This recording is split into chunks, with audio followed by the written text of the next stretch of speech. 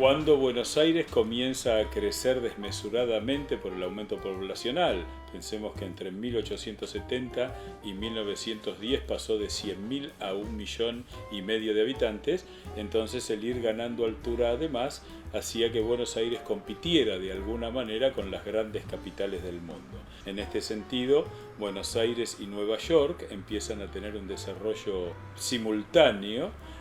Básicamente la aparición de los primeros rascacielos en Chicago en estructura de hierro hicieron posible pensar edificios parecidos en Buenos Aires. Ya a principios del siglo XX, la aparición de edificios como la Oficina de Ajustes de los Ferrocarriles en la esquina de Paseo Colón y Alsina, la Galería Güemes en Florida al 100, marcaron cómo Buenos Aires podía ganar altura con la peculiar característica de mantener el desarrollo arquitectónico propio de los franceses y del clasicismo, que era un gran basamento, un fuste y un coronamiento o capitel. La Galería Güemes, ubicada sobre un pasaje que es la propia galería de características netamente Art Nouveau sobre, digamos, el centro de Manzana entre Florida y San Martín, constituye una interesante resolución de varios problemas, entre ellos el acceso a edificios que ocuparon el área central de la manzana, que fue de alguna manera lo que fue generando la idea del rascacielos exento que Buenos Aires adoptó a medias, ¿no? Que es quizá la diferencia arquitectónica más significativa entre Nueva York y Buenos Aires, donde Nueva York escapó a la idea de hacer edificios de medianera. Ellos fueron a la idea del bloque, terminar la manzana, y cuando lanzaban un rascacielos tenía que ocupar todo el espacio exento, es decir, no dejar espacios que presupusieran un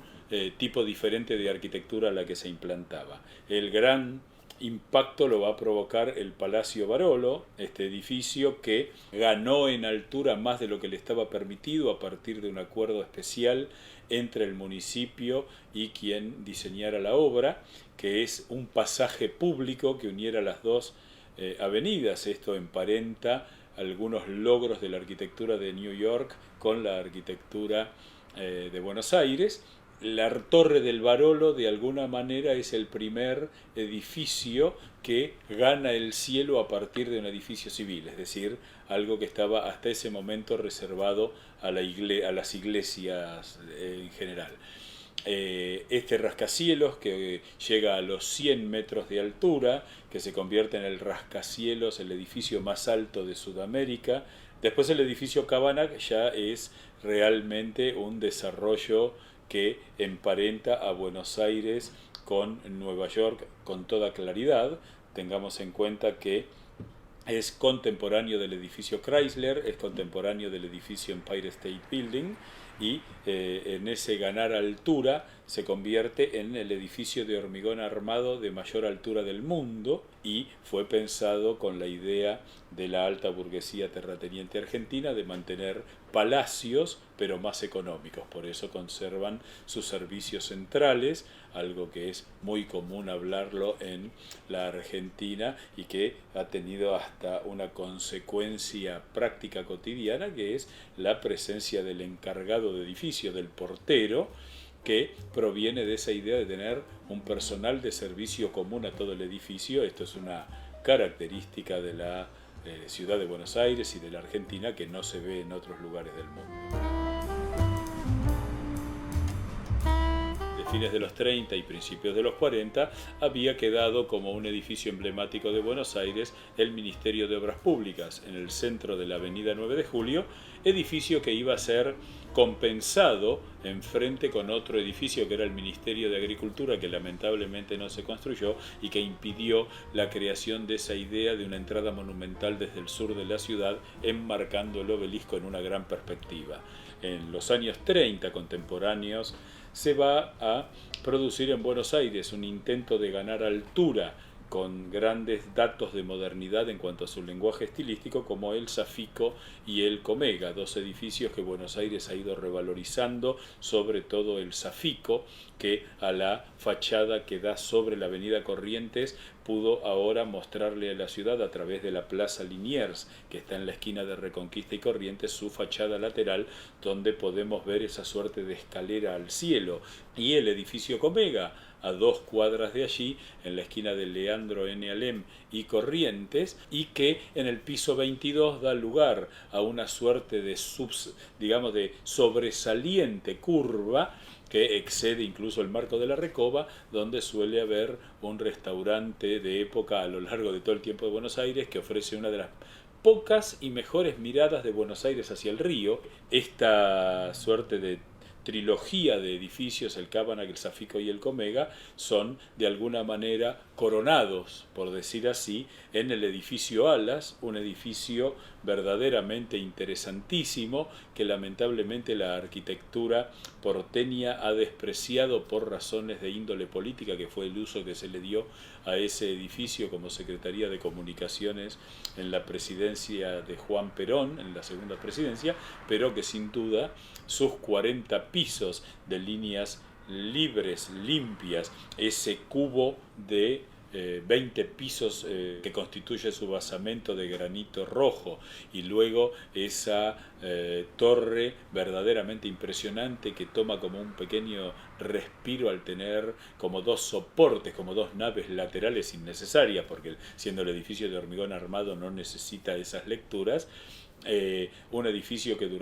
fue casi durante 40 años el rascacielos más alto de Sudamérica, y que fue durante muchos años, sobre todo hasta la construcción del complejo de Catalinas Norte, un hito urbano que se apreciaba desde muchísimos lugares de la ciudad.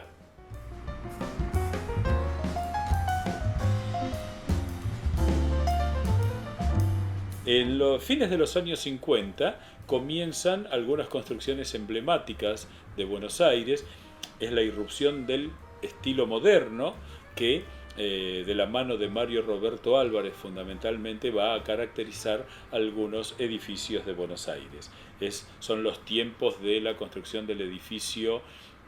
Fiat, del edificio Olivetti en Suipacha y Santa Fe, en Viamonte y Carlos Pellegrini, y la construcción del Teatro General San Martín, un edificio enorme donde el despliegue funcional es extraordinario, es decir, es un edificio de teatro que tiene 5 salas para distintos tipos de teatro, teatro experimental, un coliseo romano, es decir, una verdadera joya de la arquitectura porteña, que se completa en una suerte de salto entre los 60 y los 70 con la construcción del Centro Cultural San Martín, también un edificio con una gran adecuación y sobre todo con una idea de altura, incluso con el edificio Cortina, que es una originalidad de Buenos Aires, que es frente a la Plaza Seca, una galería de arte en altura, que es una cortina blanca que marca claramente esa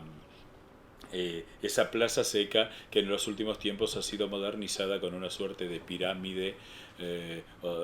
vidriada que sin duda remite a esas audacias, enmarcada en un edificio del movimiento moderno clásico de Buenos Aires. Esos años 60 y 70 son años de mucho completamiento de bloques de manzanas en Buenos Aires, sobre todo en lo que es el barrio norte, lo que se conoce como barrio norte, es decir, Recoleta, Palermo, algunos sectores de Flores, algunos sectores de Caballito, y es el inicio de una zona original de Buenos Aires que le dio un muy buen trato a las torres, que es Belgrano, un lugar que era totalmente bajo, con grandes terrenos, ya que las chacras y primeras distribuciones de terrenos ahí eran una media manzana o un cuarto de manzana, donde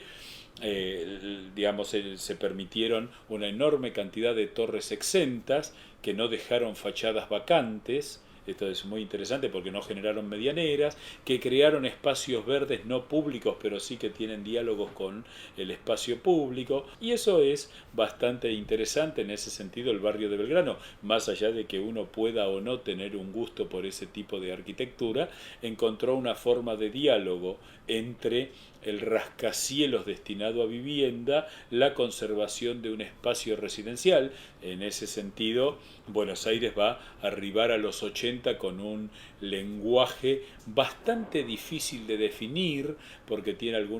pierde el toque francés de la ausencia de balcones. En esto la arquitectura italiana le ganó a la arquitectura francesa, hasta llegar a los fines de los años 80, donde comienza a aparecer una nueva generación de grandes rascacielos. Sin duda todo el despliegue de ese frente marítimo que se hace en Puerto Madero habla de un intento de ganar altura frente al río, donde curiosamente los departamentos más vendidos son los que miran a la ciudad y no los que miran hacia el río. Una curiosidad bastante interesante, porque mantiene esa negativa de Buenos Aires de dialogar con el río. El sector de Catalinas Norte, que está terminando su completamiento después de 40 años, lo que era una vieja playa ferroviaria que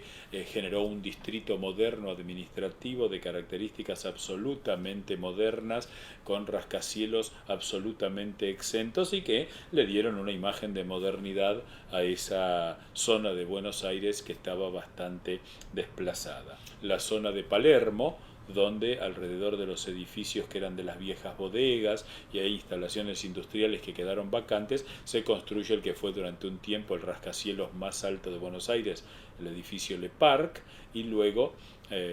este título lo pierde en manos de un edificio de Puerto Madero, y luego surge la figura de César Pelli, que es como el lanzamiento internacional de esta audacia arquitectónica argentina, que le permite a Pelli, con esa amplitud no limitante de otras escuelas de arquitectura, poder plantear algunos de los edificios que hoy son de los más emblemáticos del mundo, las Torres Petronas. En Buenos Aires César Pelli pudo desplegar varios edificios, el de YPF, el del Banco de Boston, que muestran esa audacia de salir del edificio moderno vidriado, en el cual,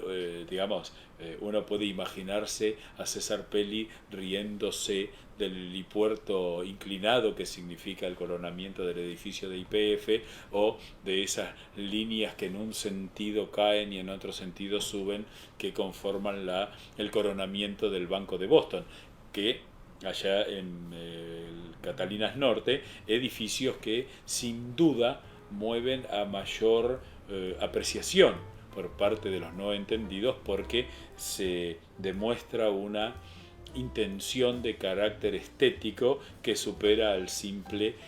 ganar altura que muchos rascacielos tienen sin ese ángel que le pueden dar los grandes arquitectos.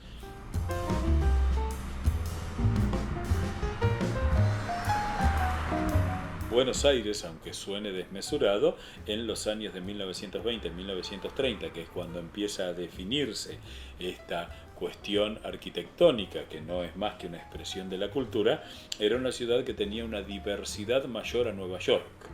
y que luego Nueva York va alcanzando con el tiempo. Los rascacielos más modernos de estos últimos tiempos en Buenos Aires no se quedan simplemente en la lectura de la torre en sí, sino su relación con el entorno,